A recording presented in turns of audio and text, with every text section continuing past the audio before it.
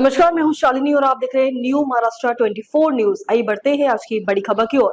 Trump बोले Thailand Cambodia cease fire पर राजी, दोनों देशों की जंग भारत पाकिस्तान संघर्ष की याद दिलाती है जिसे हमने रोका था। अमेरिका के राष्ट्रपति डोनाल्ड ट्रंप ने शनिवार को दावा किया कि थाईलैंड और कंबोडिया के नेताओं ने तुरंत सीज फायर वार्ता पर सहमति दे दी है। ट्रंप ने कहा कि यह वॉर मुझे भारत पाक संघर्ष की याद दिलाती है जिसे हमने कामयाबी से रोका था। अमेरिकी राष्ट्रपति ने स्कॉटलैंड यात्रा के दौरान सोशल मीडिया पर लिखा कि 3 दिन से जारी सीमा विवाद के बीच उन्होंने दोनों देशों से सीधे बात की और साफ किया कि अगर संघर्ष जारी रहा तो अमेरिका कोई व्यापार समझौता नहीं करेगा। ट्रंप ने लिखा, दोनों पक्ष तत्काल युद्ध विराम और शांति चाहते हैं। मैंने कंबोडिया के प्रधानमंत्री हुन मानेट और थाईलैंड के कार्यवाहक प्रधानमंत्री फुमथम वेचायाचाई से अलग अलग बात की है। इधर थाई प्रधानमंत्री फुमथम ने ट्रंप को धन्यवाद देते हुए कहा कि थाईलैंड सीज फायर के लिए तैयार है, लेकिन इसके लिए कंबोडिया का भी सीरियस होना जरूरी है।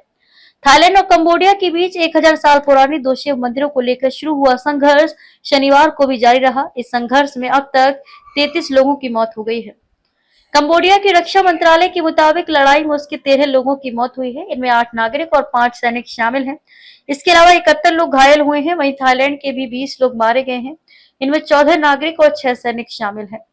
कंबोडिया ने थाईलैंड पर जानबूझकर हमला करने का आरोप लगाया है और कहा कि थाई सेना उनकी संप्रभुता का उल्लंघन कर रही है। कंबोडियाई प्रधानमंत्री हुन मानेट ने शनिवार को दावा किया कि मलेशिया की मध्यस्थता में 24 जुलाई की रात दोनों ही देश सीज फायर पर सहमत हुए थे, लेकिन समझौते पर पहुंचने के 1 घंटे से भी कम वक्त में थाईलैंड ने अपना रुख बदल दिया और समझौते से हट गया। यूएन सुरक्षा परिषद की इमरजेंसी बैठक में कंबोडिया ने जंग को रुकवाने की मांग की है। इस मीटिंग में थाईलैंड ने कंबोडिया पर सीमावर्ती इलाके में बारूदी सुरंगें बिछने का आरोप लगाया। थाई राजदूत ने कहा कि कंबोडिया ने ही हमले शुरू किए। संयुक्त राष्ट्र सुरक्षा परिषद ने शुक्रवार को न्यूयॉर्क में बंद कमरे में एक आपात बैठक की। इसमें सभी 15 देशों ने दोनों पक्षों से संयम बरतने और कूटनीतिक समाधान निकालने की अपील की। कंबोडिया के यूएन राजदूत छिया कियो ने कहा, विवाद को देखते हुए थाईलैंड स्थिति भारतीय दूतावास ने एक ट्रैवल एडवाइजरी जारी की है। इसमें भारतीय नागरिकों से थाईलैंड और कंबोडिया सीमा के पास 7 राज्यों में जाने से बचने की अपील की गई है। इनमें ओबोन, रत्जथानी, सुरेन, सिसाकेत, बुरीराम, साकाओ, चंदाभूरी और ट्राट शामिल हैं। इसके अलावा इमरजेंसी की स्थिति में दूतावास से संपर्क करने के लिए कहा गया है। कंबोडिया ने जंग शुरू होने के बाद पहली बार हताहतों की संख्या बताई है। रक्षा मंत्रालय के मुताबिक अब तक 13 लोगों की मौत हुई है, जिसमें 5 सैनिक हैं। वहीं 71 घायल हुए हैं, जिसमें 21 सैनिक हैं। हजारों लोगों को सुरक्षित जगहों पर पलायन करना पड़ा है। कंबोडिया में 35,000 से ज्यादा लोगों को पलायन करना पड़ा है।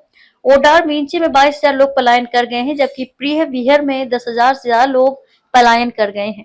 खबरों में अब तक के लिए बस इतना ही। फिर होगी आपसे मुलाकात, तब तक के लिए नमस्कार और देखते रहिए न्यू महाराष्ट्र 24 न्यूज। ऐसे ही लेटेस्ट अपडेट पाने के लिए हमारे चैनल को सब्सक्राइब करें और तुरंत नोटिफिकेशन पाने के लिए बेल आइकन दबाना न भूलें।